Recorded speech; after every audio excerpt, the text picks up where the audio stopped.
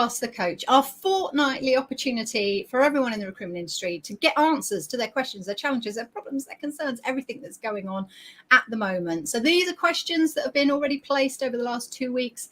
Feel free to add any more to the chat if you've got a challenge or a question you'd like to ask the coaches. I'm going to get them to introduce themselves in a moment, but what we'd like you to do is to vote on the questions. This goes for about 45 minutes. If you've only got 10-15 minutes with us, then vote your question. It might get up to the top and get answered first. So head to the bottom where it says ask a question, vote on the one that you want answered first, and then we'll take them in that order. Okay, while you're doing that, intros. I'm Angela Cripps, the MD of the Recruiting Gym. Let's head to Katharine first of all. As it's your birthday, it's your birthday. Happy birthday. Thank you. Yeah, I came onto the crowdcast to people singing, obviously. Yes, thank you, everyone. Yeah, I'm Katharine, and I'm your sourcing coach in the Recruiting Gym. So mostly questions that are candidate related would be my bag. Fantastic. And we've all, I mean, every week, to be honest, we've got candidate related questions. Now, you might think I've just put a soft focus on. I haven't. It's done that on its own, but I quite like it. Also, in fact, I've got an eye infection. So that's actually how I'm seeing at the moment. Let's go through. Rebecca, you can introduce yourself. Hi, morning, everyone. Happy birthday, Katharine. And I'm sorry we subjected you to that singing, but hopefully your day will get better from here on in. So I'm Rebecca from Compliment Coaching, and I am a leadership and mindset coach. So working with leaders, but also my belief is we're all the leaders of our own lives. So that applies to any of us looking at self-awareness, self-leadership. I work a lot with recruitment companies and leaders with their leadership teams and the challenges that they face. So many years experience within this world. Fantastic. Now we've actually got a trio of people that have courses in the Recruiting Gym, because Declan, your course has just gone live as well. If you'd like to introduce yourself. Yeah, it has indeed. So I'm Declan Bradley. I'm a partner at a law firm called Dow Clayton, and my specialisms are employment law, recruitment law, and data protection. And so with my data privacy team, I've created a very new GDPR data protection course, which is on the Recruiting Gym for a low-cost annual subscription. And that should hopefully help you avoid sort of significant fines, as well as help you market your services appropriately to your clients. Fantastic. Thank you for that. I can see someone from Belfast there. I'm from Derry myself. So hello, Laura in Belfast. Oh, fabulous. Hi, Laura Lee. Lovely to have you here. Yes, do say hello. We're a friendly bunch. I feel bad now. I'm going to try that and see if it works. Bear with me. There we go. We're back. Lovely. The soft focus was annoying me a little bit. Right. Okay. So yes, say hello. I can see we've got some votes coming in. And as we were just talking about GDPR, that's already got a vote in there. So we'll start with you then, Declan.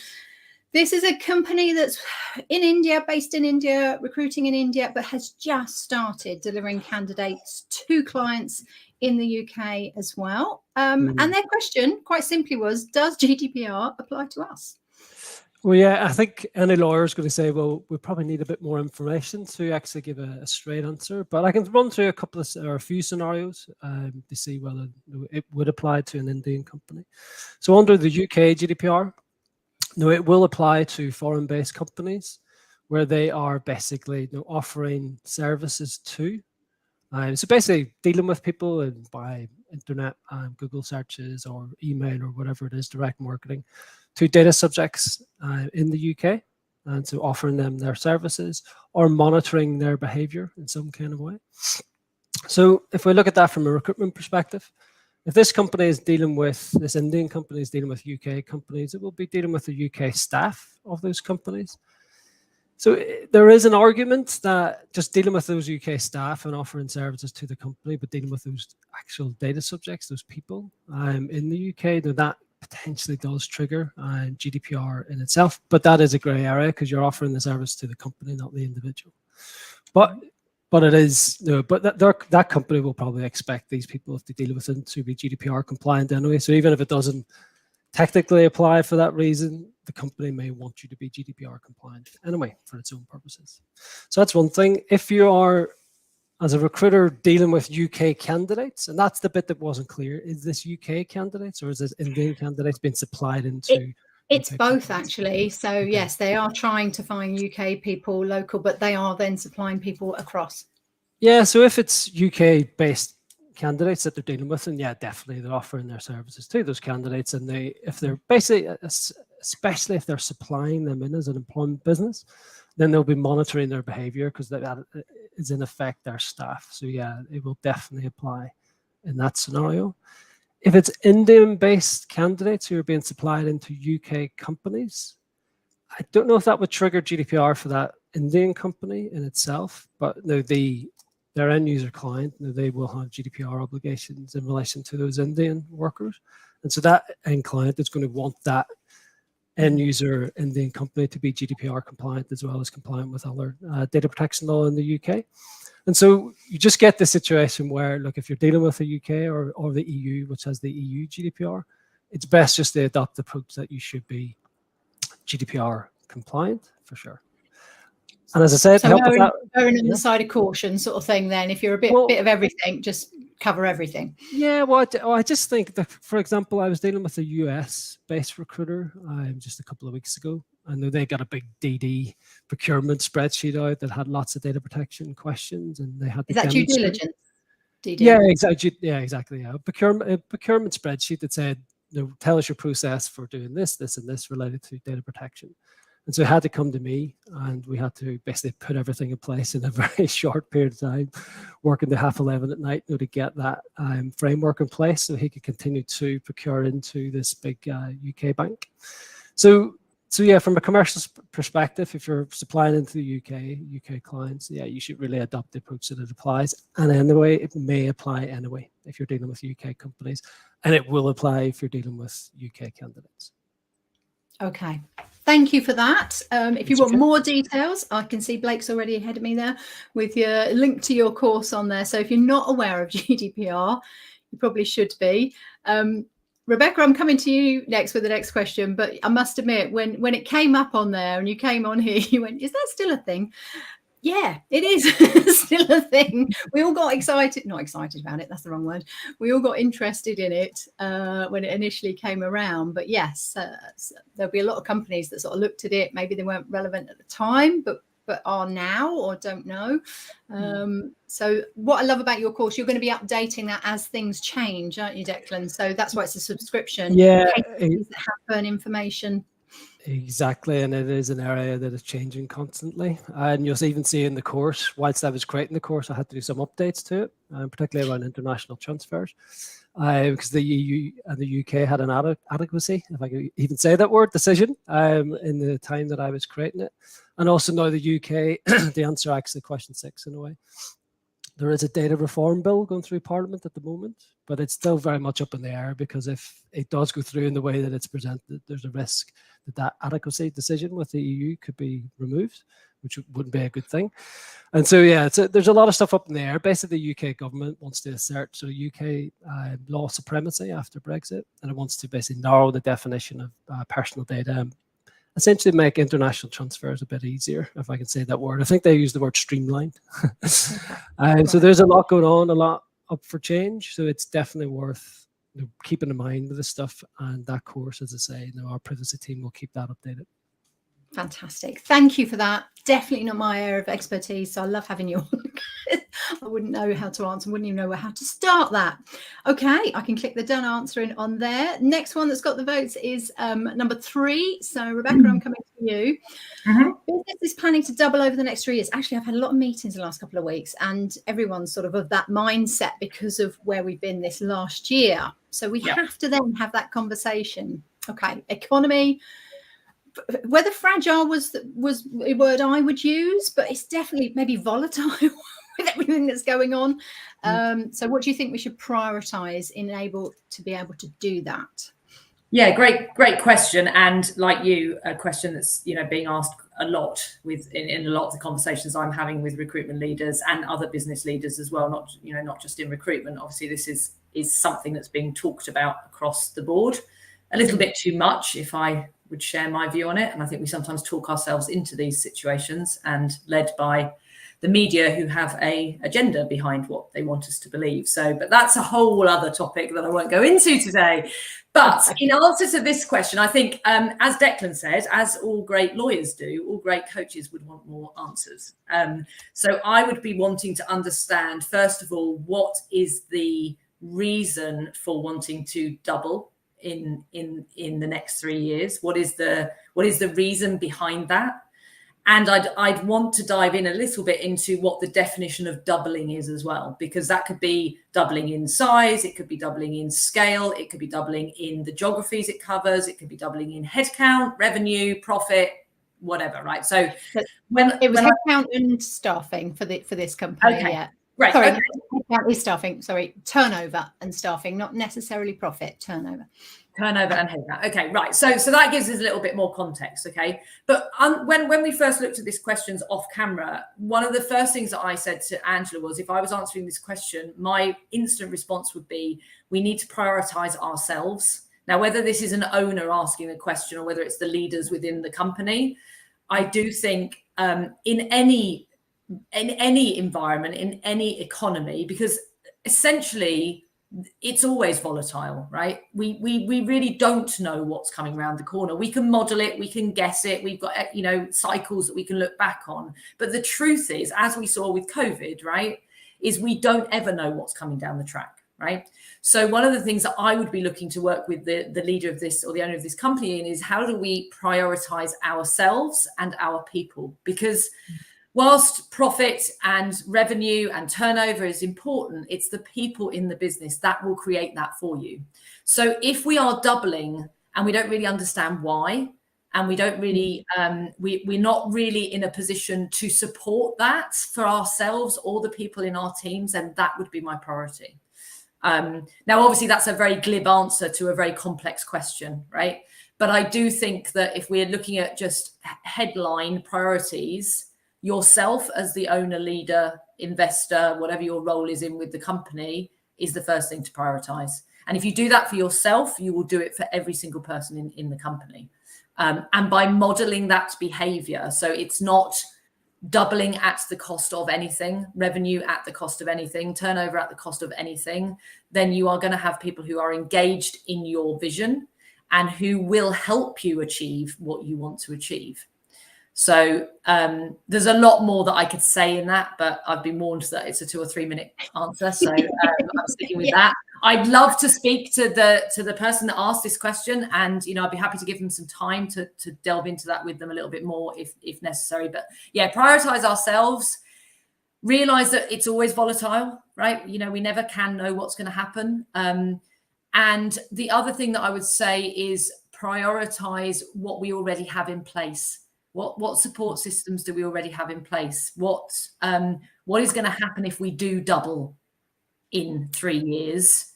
Where are we going to be stretched? Where are we going to be struggling? Where are we going to fall over?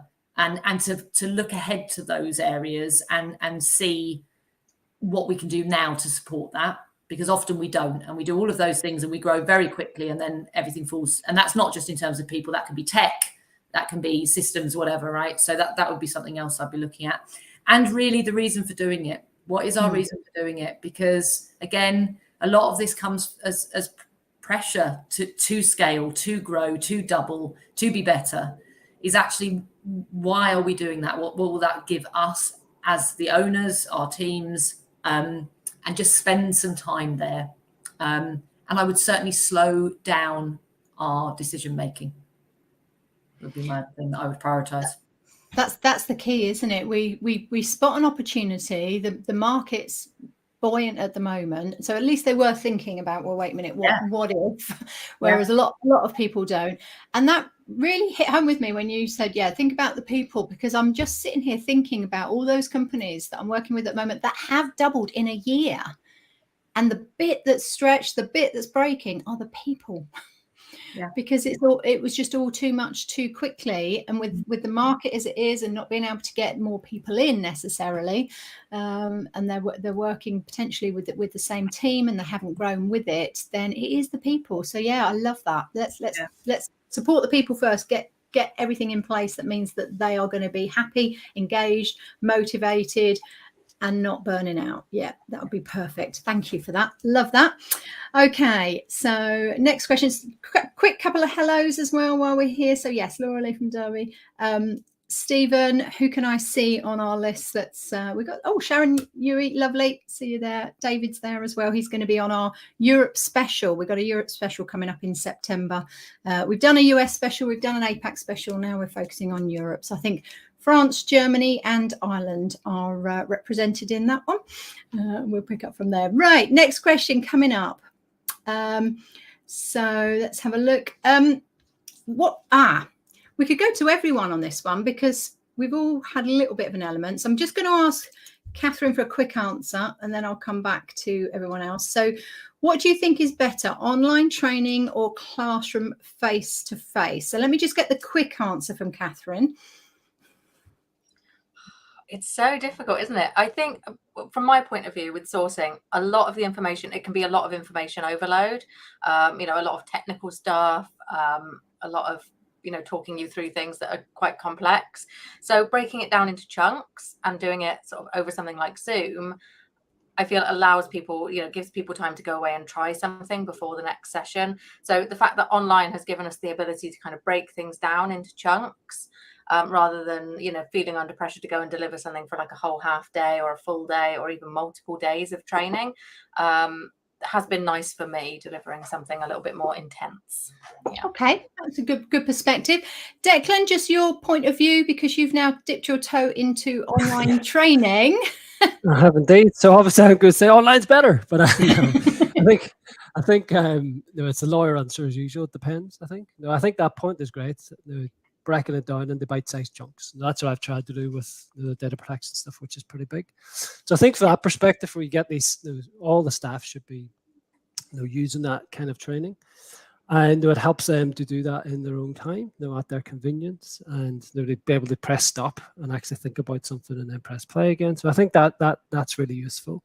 But there are situations where it will be, and I suppose this is why you do things like this. It's helpful to actually have the person dealing in a dynamic way, the expert with questions as well, to give that little bit more of a nuanced understanding.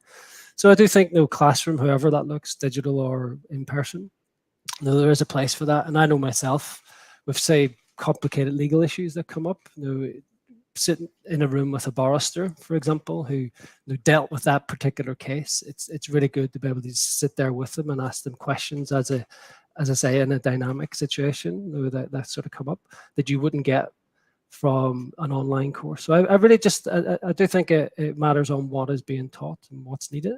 But in general, I think these days especially, most people will opt for online, and it's just easy and accessible. So yeah, that's an answer without giving an answer, I think. All right. Thank you for that. Unusual for a lawyer, but yes. So I wanted to come to you last, Rebecca, because or usual. Oh, usual. Okay.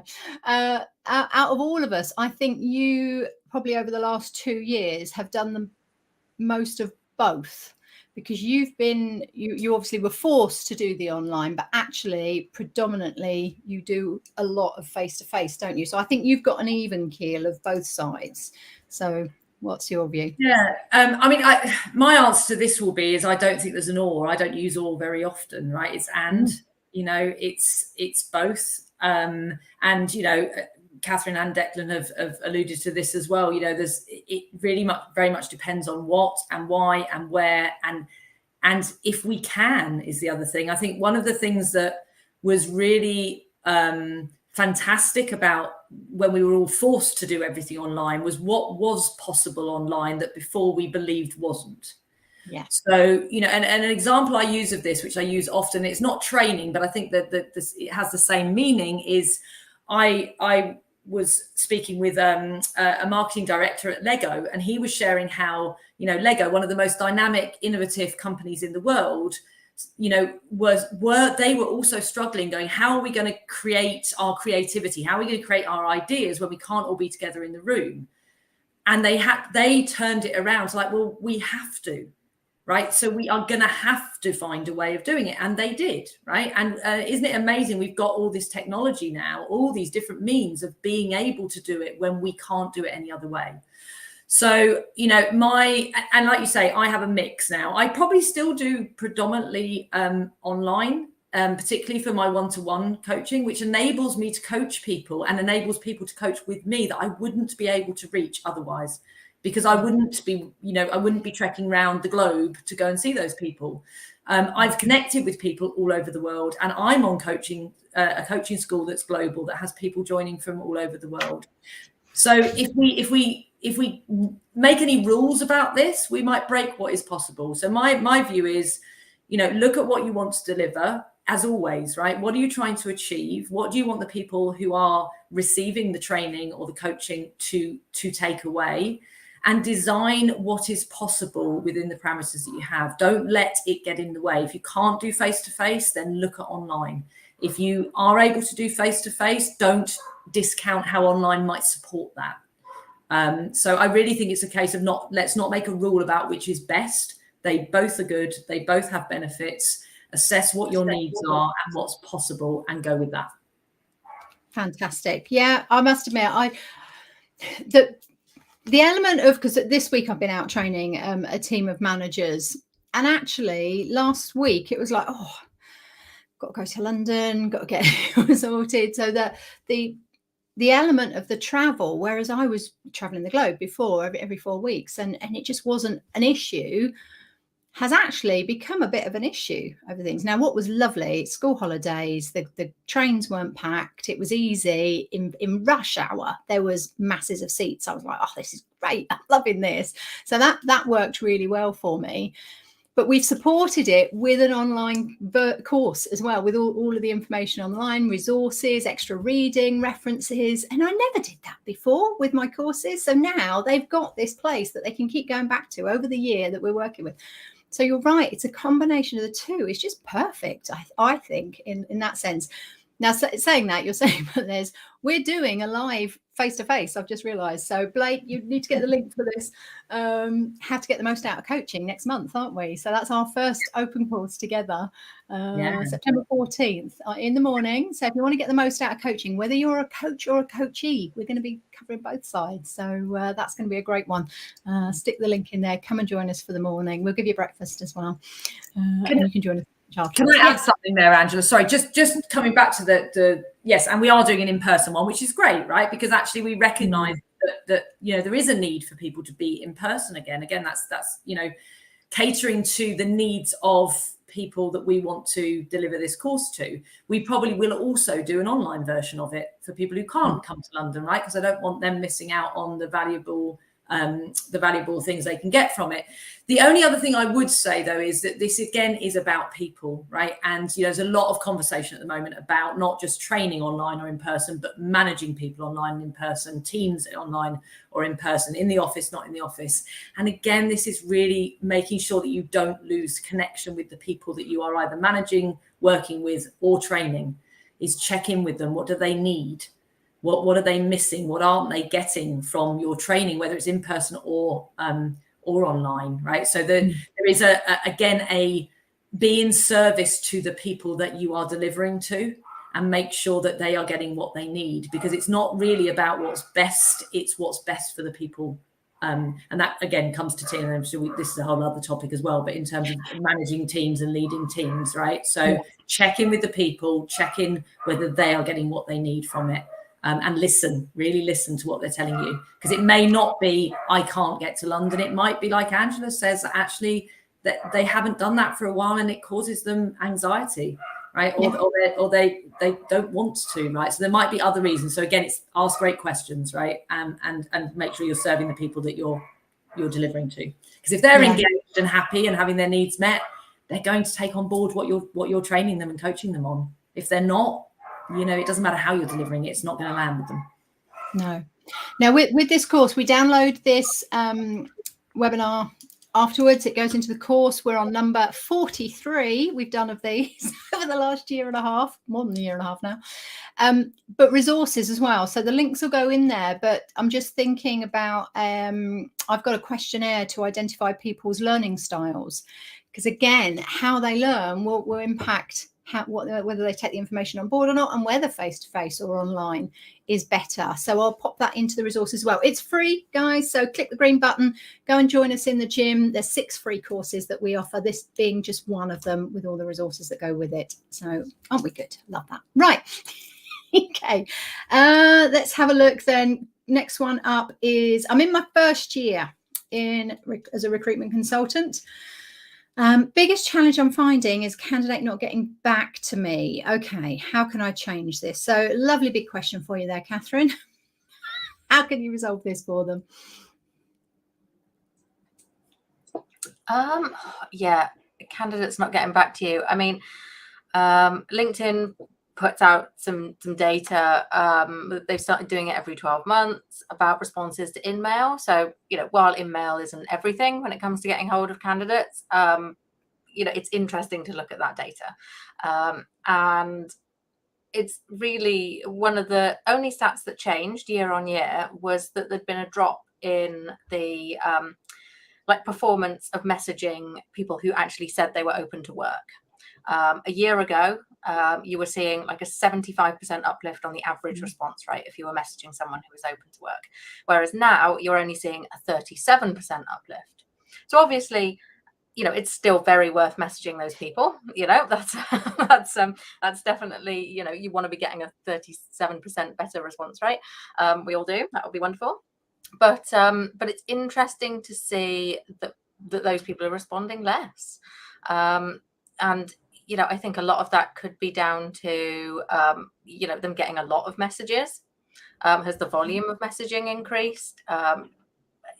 Is the relevance of messages still high? Are our messages standing out when people receive them? So, these are all questions I've been sort of mulling over since looking at that information. And I know from, personal experience, I receive messages on LinkedIn from recruiters, and I think, you really looked at my profile. And, when the answer is clearly no, I don't always prioritize responding, even if it is to just say thanks, but no thanks. So I think more important than ever is taking that little bit of extra time to just make sure that you're personalizing the message for the person you're sending it to, that the opportunity you've got, there's a good reason to think it might be relevant for that person, and including those thoughts in the message. I think relevance and personalization are more important than ever. So I'd say send fewer messages, but to very targeted people. Yeah, doing that research initially to identify something that you could say that would be of interest to that person was always trying to sell me management training, things like that. I've had one this week. They obviously haven't looked at my profile in any way, shape or form. And you think you're just wasting your time. And the fact they're following up with, and literally you just need to have a look. So you may get a response, you may not in those scenarios. But I do think it's critical to make sure that you are doing your research first to make it interesting as to why that person should be interested. Now, I also did some research at the end of last year, because people were saying they were getting more of their connections. And so if we're talking about LinkedIn, they were getting more connections if they didn't send a message. And I just thought that was a bit weird. So I did do research over a few months, and I'm glad to say no. The ones with the messages got opened about 23% more, I think it was, than the ones without messages. So I sort of convinced myself, no, I'm fine. I'm still want to send an interesting message to them. What about if they're actually in the process? So I can understand it, the first outreach, you need to put some effort in. What about if they're during the process and then they suddenly drop off and they've disappeared?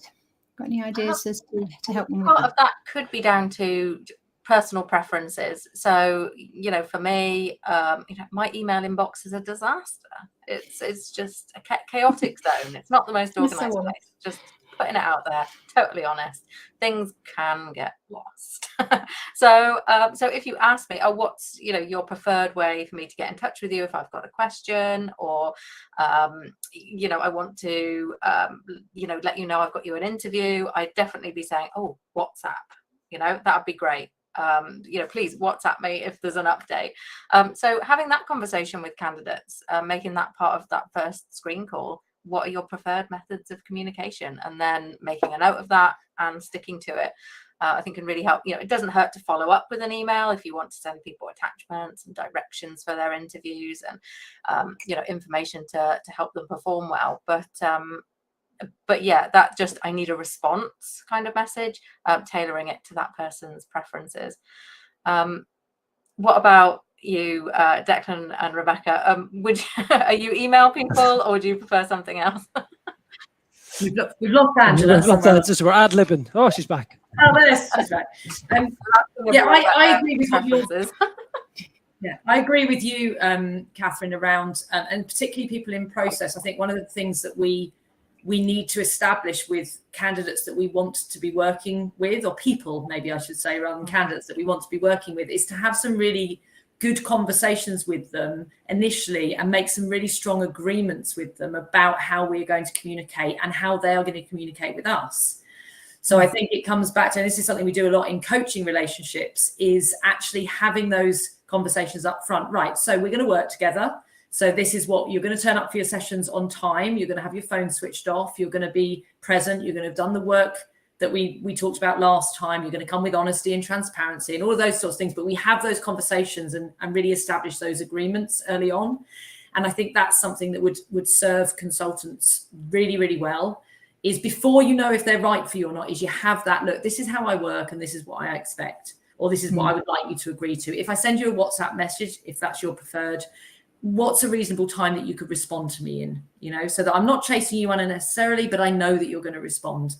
If it's something that I need a response for quickly, I will put on the message, I need to know the answer to this because I need to give it back to the client or whatever. So I think having really strong agreements up front is critical. And I think listening, we're not great at listening. So we spend a lot of our time talking to people and telling them what we do, and we don't really listen to what they're telling us. So some good questions about, how do I communicate with you? How often can you respond? How are you feeling right now? Because a lot of people are feeling very overwhelmed. And whilst you may think your job and the process they're in with you is the most important thing in the world, it may not be to them. So having a little bit of understanding of what else is going on for them might mean that we can make some better agreements around our communication with them.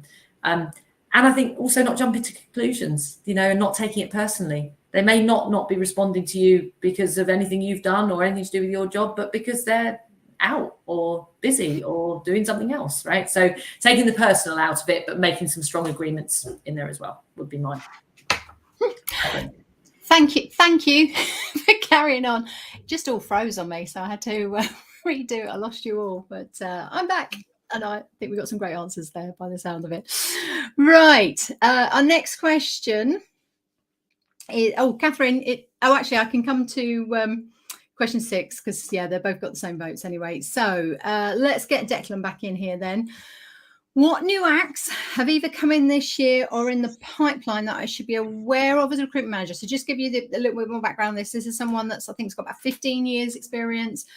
Obviously did everything legally to start with, learned about their craft and what they needed to do, but really hasn't kept up to date over the last 15 years. Wow, so okay. They are saying sort of now, this year, or what's going on. They could probably do with an update over the last few years as well. I think the last 15, there's been a lot of changes.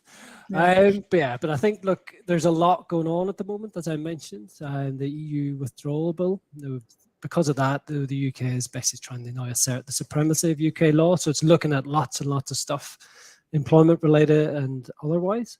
So there's lots of consultations going on, lots of bills, etc. Not everything will make it through. Not everything will make it through in the form that it's proposed. So it's worth keeping up to date. And this isn't a hard sell, but we do have a very good newsletter, my firm, GDPR compliant, of course, that goes out. I think it's monthly, or else there's updates, timely updates. If we shouldn't wait until the end of the month to let our client base know about some very important change. So if you want to get in touch with me, or I don't know how it works, maybe through got the LinkedIn link on the chat actually, so people can link you there. Charlotte, can you do that for our company? I think we might be on it, but just in case. Yeah, so link through to me, and then I'll put you in touch with our marketing team, and they make sure they've got basically a written audit trail of your consent to be on that list, and then there's unsubscribe buttons, all that kind of stuff. But it'll help you stay up to date with all the various things that are going on at the moment. So just to give a few examples, they were very specifically for recruitment companies. There was a change just a few weeks ago, actually, to the Conduct of Employment Agencies and Employment Businesses Regulations 2003. So I'm sure you all know the detail of that off by heart, because it does. I'd be surprised when some recruiters don't actually know what it is, because it does set up, and there's criminal offences for not following it. So now there was a change recently to recruiters' benefit, Regulation 7, which used to prohibit the provision of work seekers to cover striking staff.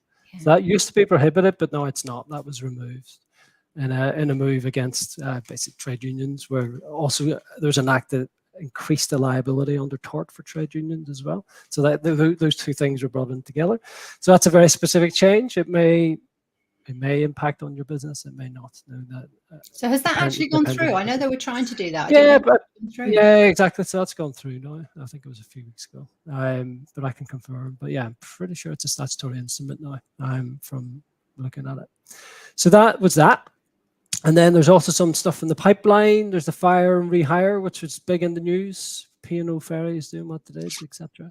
There's meant to be a new statutory code coming from ACAS soon about what you're meant to do as an employer when you seek to renegotiate terms with your employees before doing the nuclear step of firing and then seeking to rehire on the current terms. So that could be important for recruiters if you are brought in with your clients to basically maybe fill the gaps of people who aren't rehired, and you recognize, actually, my client doesn't really seem to have, and this isn't in place yet, by the way, it's coming in. But when it is in, you might recognize, actually, they should be following this code, or else they could suffer a 25% uplift on compensation at tribunal if there are claims. You might recognize that and say, look, client, you may want to take legal advice on this. So it may not be directly, but it may be indirectly relevant. But as recruiters, you can also be big employers yourself, and there may be processes you go through yourself, so just be aware of that. There's also something coming through soon, I think, on banning exclusivity clauses in employment contracts and worker agreements for low-paid workers. So that's the under £123 a week. So you can't basically stop them working for other people. So that may be relevant or not for you and your clients. So stuff like that's coming through, but there's lots and lots of other stuff that is in the pipeline and to be aware of. And so yeah, feel free to get in touch, and I can get you signed up with the newsletter, so you're kept up to date with that. And if you aren't up to date with, I think, like you say, it's ongoing. There's always stuff that needs to be, especially now, especially now at the moment because of Brexit. So yeah, do feel free to get in touch, and we can go from there. If you want to refresh on in 6 months' time. Yeah, but if you want to refresh on the sort of three main pieces of legislation that apply to recruiters, then do get in touch. That's the conduct regs, which I mentioned, the agency worker regs, and then also underpinning the conduct regs is the Employment Agencies Act 1973. So if you don't know what those are, or you can't remember, then feel free to get in touch and we can have a discussion. Great. We'll get links in there as well into the chat to take people to those. But I can remember, training people on those, and it just got bigger and bigger and bigger. And obviously the 2003 one were a huge impact on everyone being aware of what they need to do. So if there's updates to those, definitely need to know.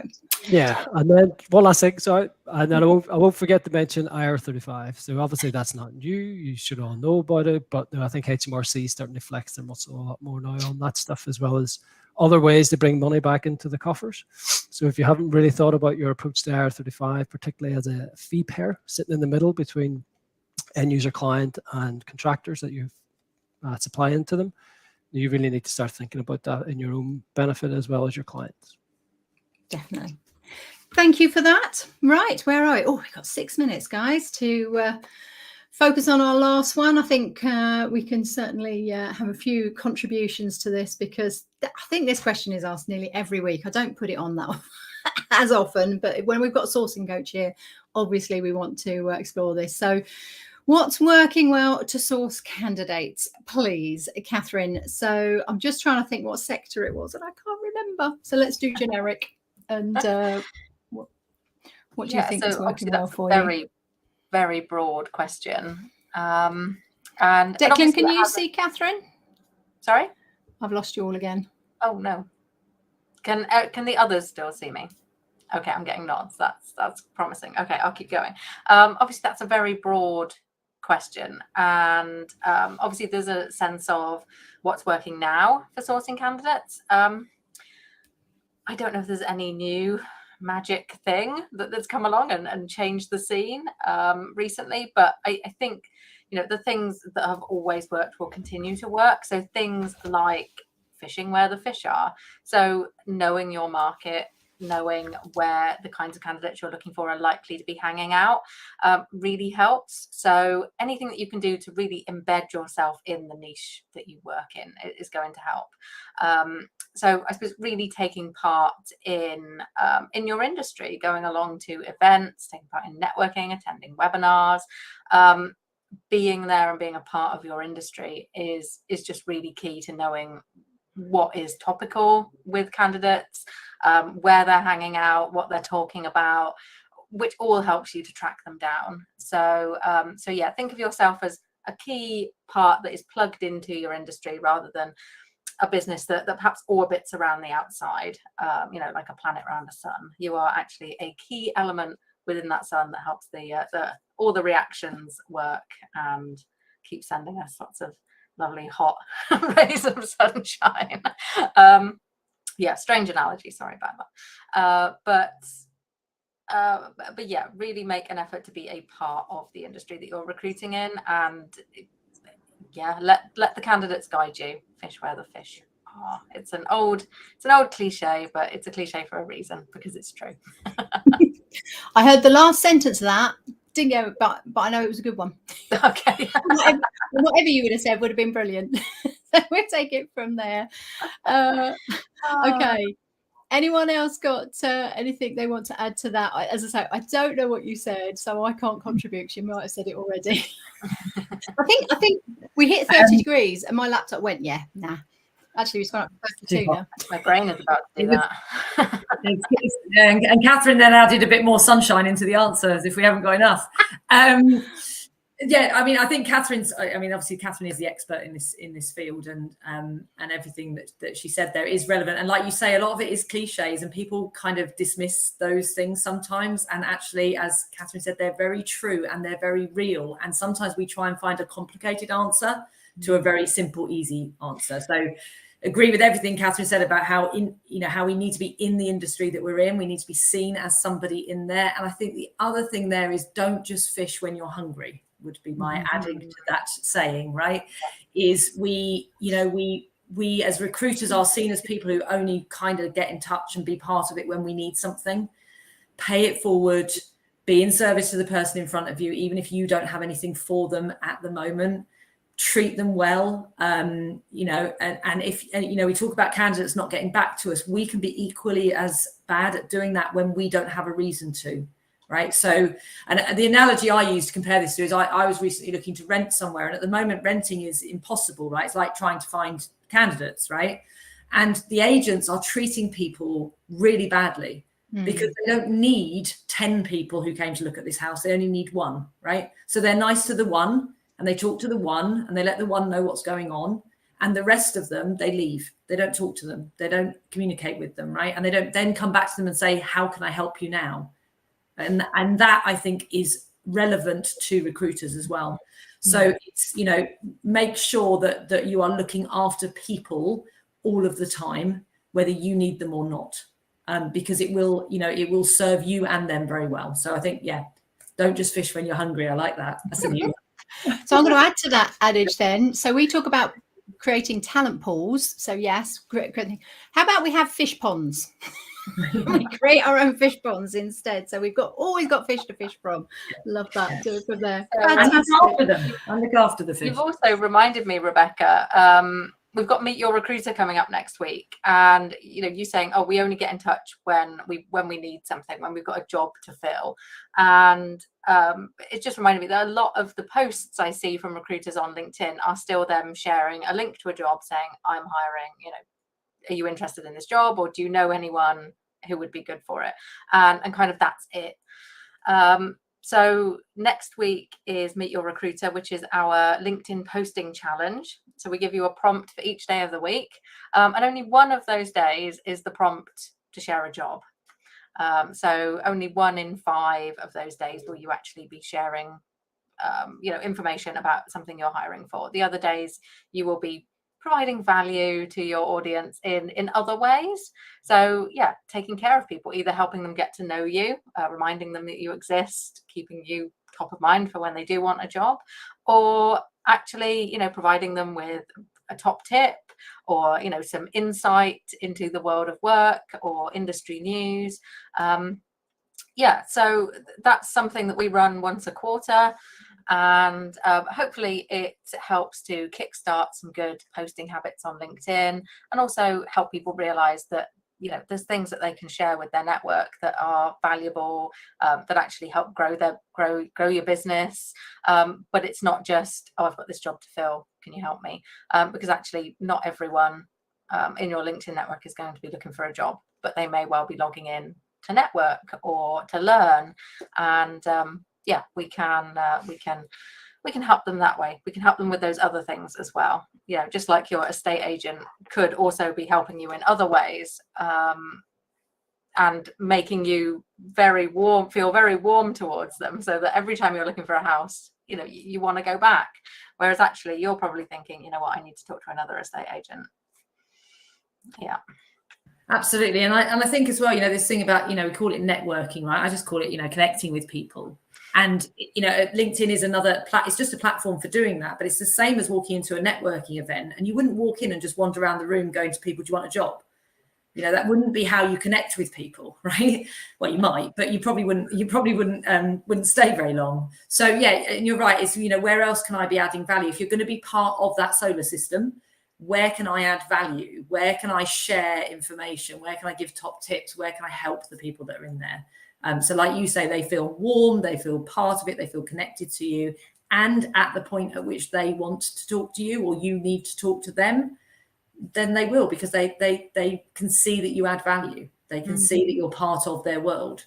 So yeah, the Meet Your Recruiter one is a great week, and we have great fun during it as well. Some great posts. We get to meet lots of people all around the globe as well, which is amazing. And one thing I'd say is Katharine, is do we make sure that our people that are doing this are really actively sharing that with their candidates? If you are struggling to get candidate engagement, or is, why don't you tell them that you're doing this challenge? Why don't you do some sort of reach out to the people in your network and say, look, I'm part of this challenge. You're going to meet me, and you're going to meet loads of other recruiters as well. Again, help them see that there might be other people in the world who can help them find the job that they want. Let's have a really good, abundant mindset here and share. Indeed. Yeah. I mean, why not? If you can't help someone right now, pass them to someone who can. Absolutely. I mean, yeah, it's just like networking in any industry. It's the same in law. I've met so many people, because I'm a partner, so I have to do that. Like, I meet lots of people, often with no agenda other than just meeting them, particularly because I just moved to the Southwest recently.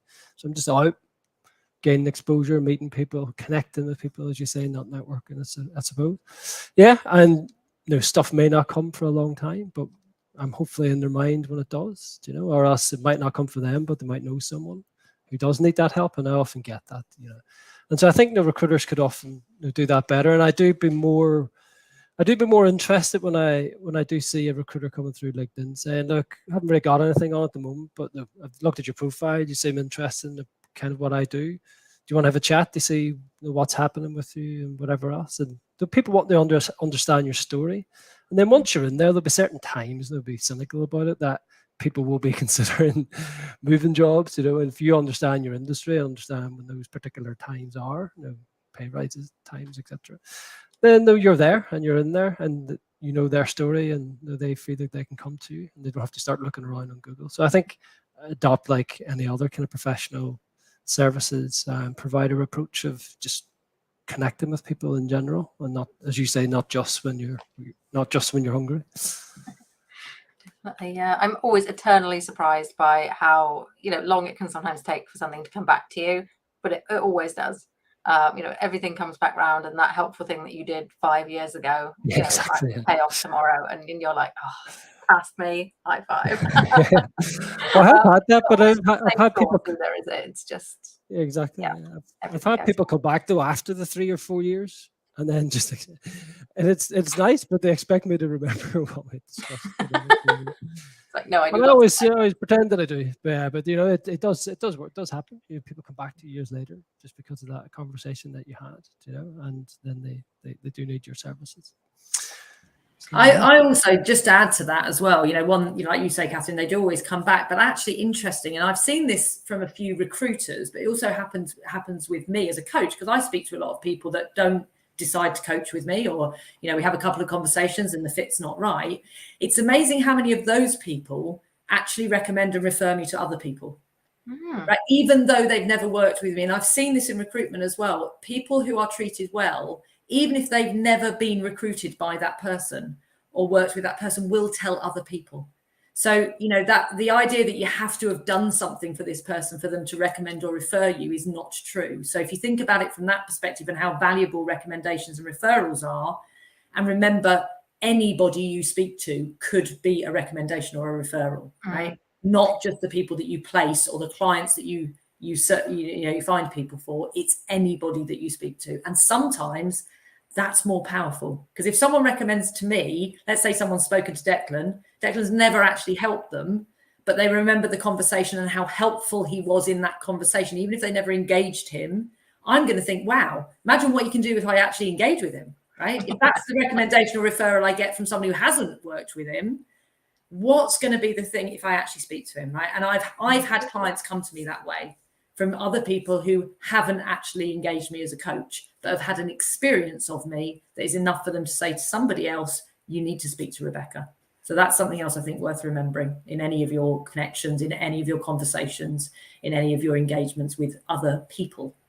Definitely. One of the best sort of evangelists for what I do is somebody I've never done any work for, but I had a meeting with once, and now regularly refers business my way, and I'm like, oh, thank you very much. Yeah, really lovely. Angela says it looks like it's all it's all shut down for Angela. I'm gonna go put her MacBook in the fridge.